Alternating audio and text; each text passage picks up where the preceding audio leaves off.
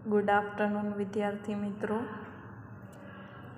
આજે આપણે સામાન્ય જ્ઞાનની સ્વાધ્યાય પોથીમાંથી 23મું પ્રકરણ વર્ગના નામ શોધો એ ભણીશું. તો ચાલો બધા પોતપોતાની સ્વાધ્યાય પોથી સાથે રાખશે.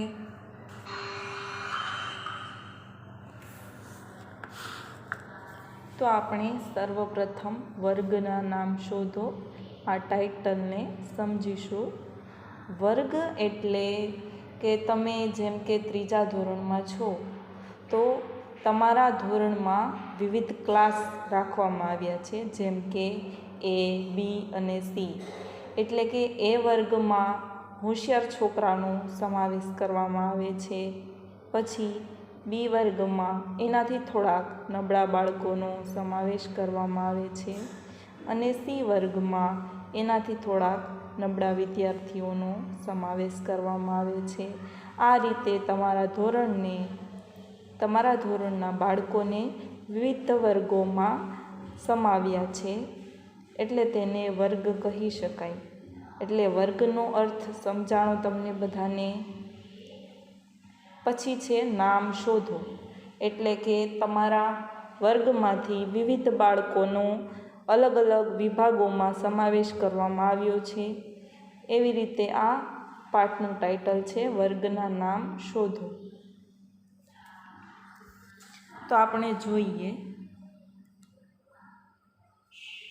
આમાં આપ્યું છે નીચે આપેલા દરેક જૂથના બધા નામો એક જ વર્ગના છે.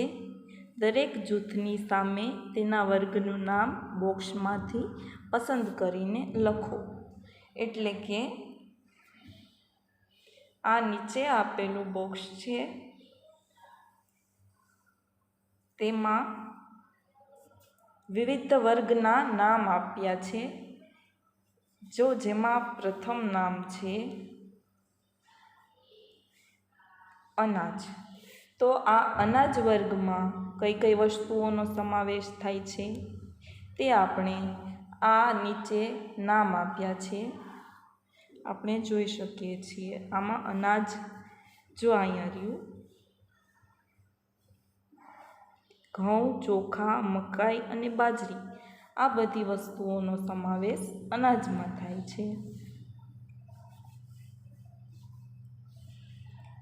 તેવી જ રીતે ફળ એટલે કે કેરી, કેળા, સફરજન, ચીકુ, આ બધી જ વસ્તુઓનો સમાવેશ ફળમાં થાય છે. એટલે કે વર્ગનું નામ છે ફળ અને તેમાં વિવિધ સભ્યો છે સફરજન, કેળા, ચીકુ, કેરી, આ બધા જ. પછી નદીઓ એટલે કે પાણીનો વહેતો પ્રવાહ. પછી છે શરીરના અંગો. શરીરના અંગોમાં જેનો સમાવેશ કરવામાં આવતો હોય તેને તેના વર્ગના નામમાં લખવાનું છે. પછી છે શહેરો એટલે કે શહેરોના નામ. દાખલા તરીકે રાજકોટ, અમદાવાદ, સુરત, આ બધાનો સમાવેશ શહેરોના નામમાં કરવામાં આવે છે. પછી છે બચ્ચા. વિવિધ પશુ, પક્ષી, પ્રાણીઓના બચ્ચાનો સમાવેશ જેમાં કરવામાં આવતો હોય એટલે કે મેઇન વર્ગ છે બચ્ચા. પછી છે કઠોળ. એટલે કઠોળમાં જે વસ્તુઓનો સમાવેશ કરવામાં આવતો હોય તે વસ્તુનું વર્ગનું નામ લખવાનું છે કઠોળ. પછી છે તેલીબિયાં, એટલે કે જે પાકમાંથી આપણને તેલ મળે છે તેને તેલીબિયાં કહેવામાં આવે છે. દાખલા તરીકે મગફળી, જેને પીસીને ઘાણીમાં પીસીને તેલ કાઢવામાં આવે છે. પછી તલ, તેવી વિવિધ વસ્તુઓનો સમાવેશ તેલીબિયાંમાં કરવામાં આવે છે. પછી છે ફર્નિચર. ફર્નિચરમાં કઈ કઈ વસ્તુઓનો સમાવેશ થાય છે બાળકો? એટલે કે ખુરશી, ટેબલ, સોફા, આ બધી વસ્તુઓનો સમાવેશ ફર્નિચરમાં થાય છે. પછીનું નામ છે શાકભાજી. શાકભાજીમાં જે વસ્તુઓનો સમાવેશ કરવામાં આવતો હોય દાખલા તરીકે રીંગણા, બટેટા, વટાણા, ફુલાવર, આ બધી વસ્તુઓને શાકભાજી કહેવામાં આવે છે. પછી છે પક્ષીઓ.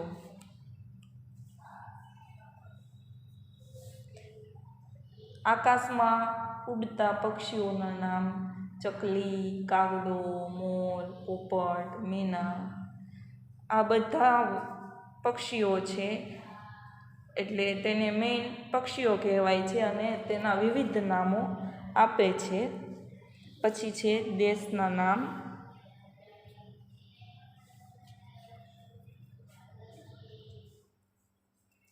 દેશો એટલે કે આપણા દુનિયામાં કુલ 7 ખંડો છે, તેમાં વિવિધ દેશો આવેલા છે.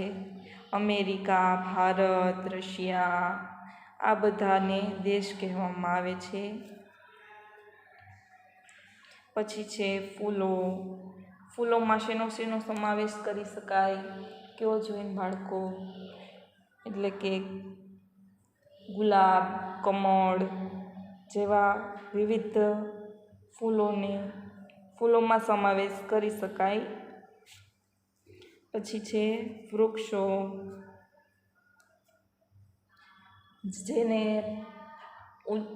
પાન, ડાળી, ફૂલ આ બધું હોય તેને વૃક્ષ કહી શકાય.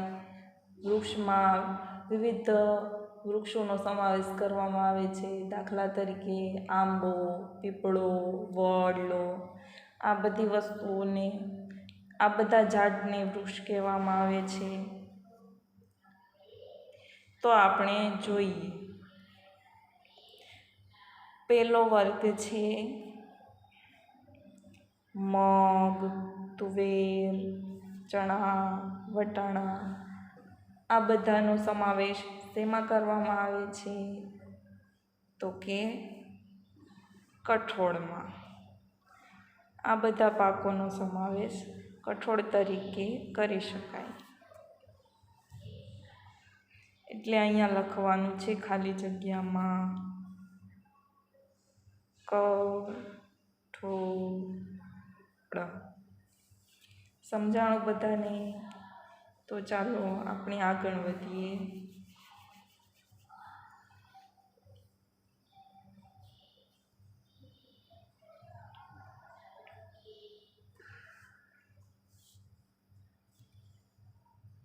પછી બીજું છે ભારત, રશિયા, જાપાન, શ્રીલંકા. આ બધા શેના નામો છે? તો કે વિવિધ દેશોના નામો છે. એટલે કે આપણે આ કોષ્ટકમાં જવાબ લખીશું દેશો.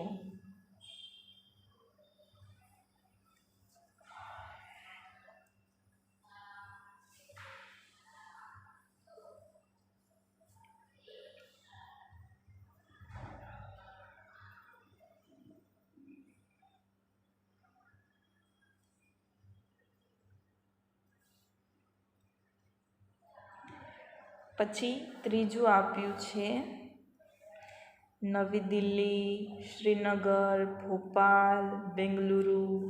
આ બધા શેના નામો છે? તો કે ભારતમાં આવેલા વિવિધ શહેરોના નામો છે. એટલે ટૂંકમાં આપણે જવાબ લખવાનો છે શહેરો.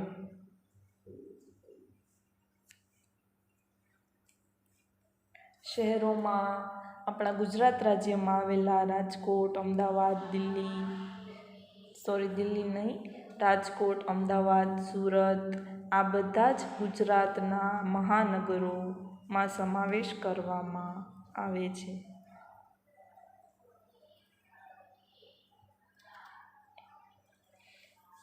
પછી ચોથો વર્ગ છે સફરજન, કેરી, દ્રાક્ષ અને ચીકુ. આ બધા વસ્તુઓને આપણે કયા વર્ગમાં સમાવેશ કરી શકાય? તો કે ફળોમાં. એટલે આપણે લખીશું ફળ. જો આ બધા જ નામો અહીંયા ઉપરના કોષ્ટકમાં આપેલા જ છે, એટલે તેમાંથી જોઈને આપણે લખવાના છે કે આ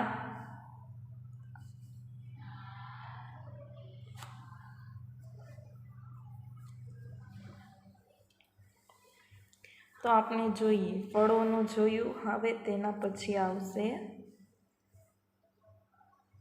ફૂલો.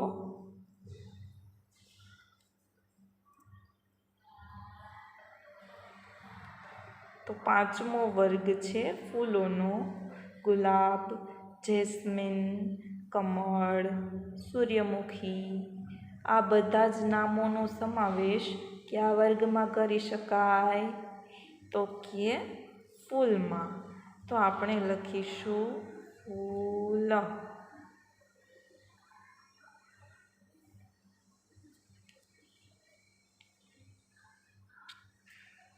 સમજાણું બધાને? તો આપણે આગળ વધીએ.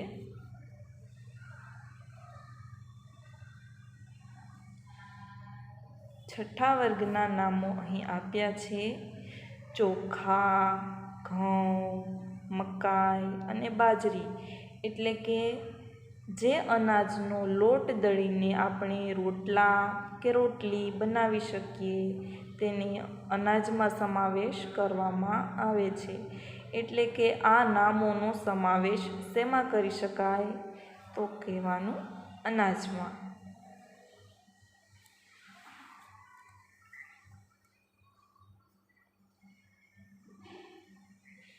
હલો.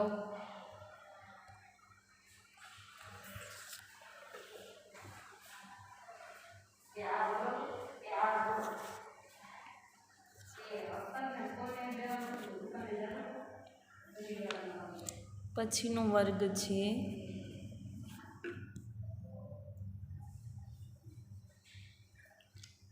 કઠોળનો. કઠોળનો નહીં, તેલીબિયાનો.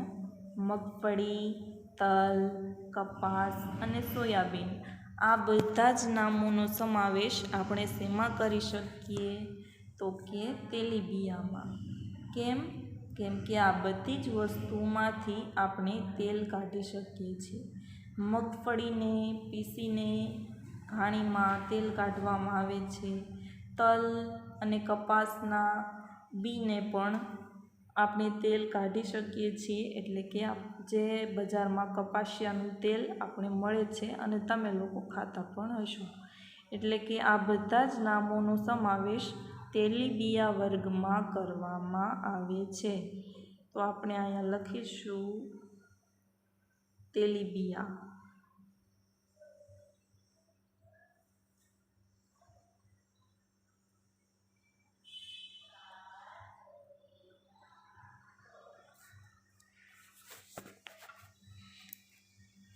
લખાઈ ગયું બધાને? તો આપણે આગળ વધીએ.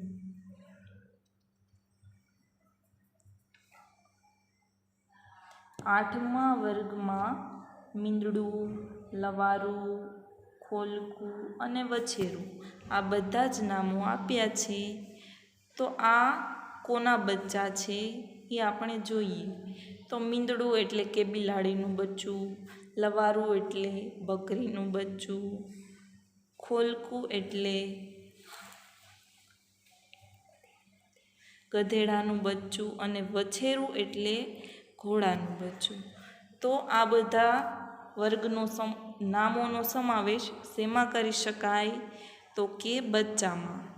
કોઈ પણ પ્રાણીના બચ્ચા એટલે ટૂંકમાં આપણે લખવાનું છે વર્ગના નામમાં બચ્ચા.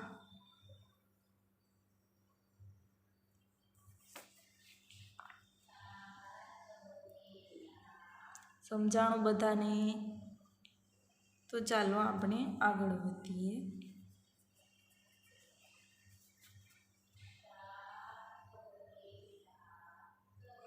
નવમા વર્ગના નામમાં આપ્યા છે ગરુડ, પોપટ, ચકલી અને હંસ. તો આ બધા જ નામો કયા વર્ગના છે? તો કે પક્ષી વર્ગના. આ બધાનો સમાવેશ પક્ષીઓમાં કરવામાં આવે છે. એટલે આપણે લખીશું પક્ષીઓ.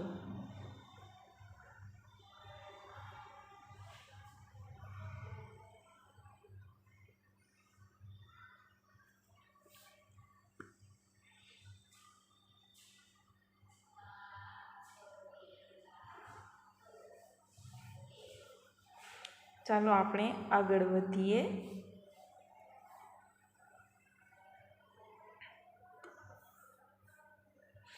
દસમા વર્ગમાં આપ્યું છે દેવદાર, સીસમ, સાગ અને આંબુ. તો આ બધા જ નામો કયા વર્ગના છે બાળકો? તો આમાં જવાબ આવશે વૃક્ષો. એટલે કે આ બધા જ નામો વૃક્ષોના નામો છે. એટલે આપણે લખીશું વૃક્ષો.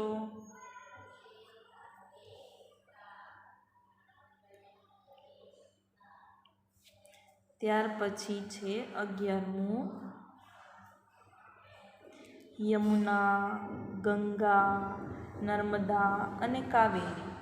આ બધા જ નામો કયા વર્ગમાં આવે છે? તો કે નદીઓમાં. તો આપણે જવાબમાં લખીશું નદીઓ.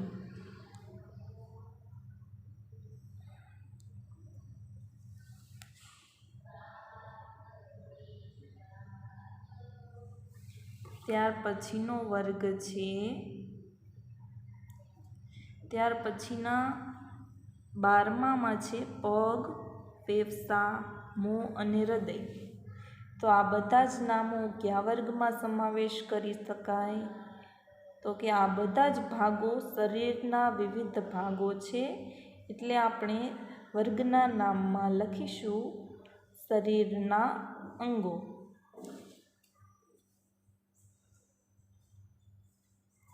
જો અહીંયા દેખાય જ છે લખેલું બધાને.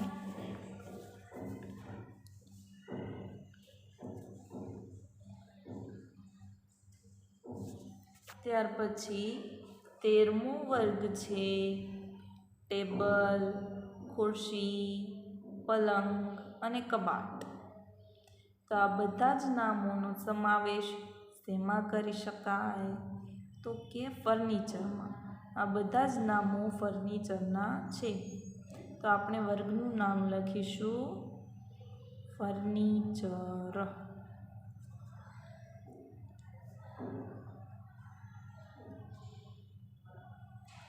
ત્યાર પછી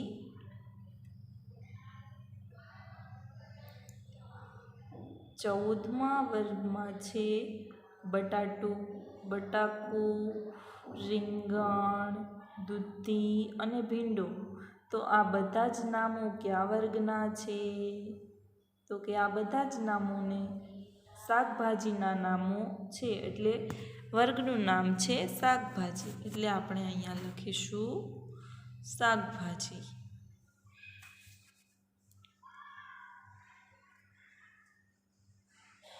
સમજાણું બધાને આ પ્રકરણ વર્ગ ને નામો શોધો. એટલે આપણે આમાં અહીંયા વર્ગના નામો તો આપ્યા જ છે. આ બધા જ વર્ગના નામો છે અને નીચે તેના વિવિધ સભ્યો આપ્યા છે. એટલે અહીંયા આપણે જવાબમાં વર્ગના નામો લખવાના છે. તો આ પ્રકરણ આપણે અહીં પૂરું કરીએ છીએ. ત્યાર પછી આપણે ચિત્ર જોઈશું. જો આ ચિત્ર શેનું છે? તો કે રીંગણનું અને બટાકાનું. તો આ બંને વસ્તુઓનો સમાવેશ આપણે શેમાં કરી શકીએ? તો કે શાકભાજીના વર્ગમાં. જુઓ પછીનું ચિત્ર છે મગ અને મઠ જેવું કંઈક દેખાય છે. એટલે આપણે આનો સમાવેશ કઠોળ વર્ગમાં કરી શકીએ.